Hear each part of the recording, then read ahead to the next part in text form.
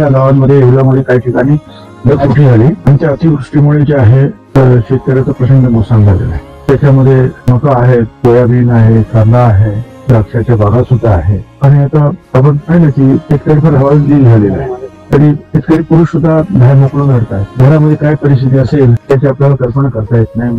पहिली प्राथमिकता जी आहे ती शेतकऱ्यांना उभं करण्यासाठी आहे आणि त्यासाठी सगळं काही केलेलं आहे.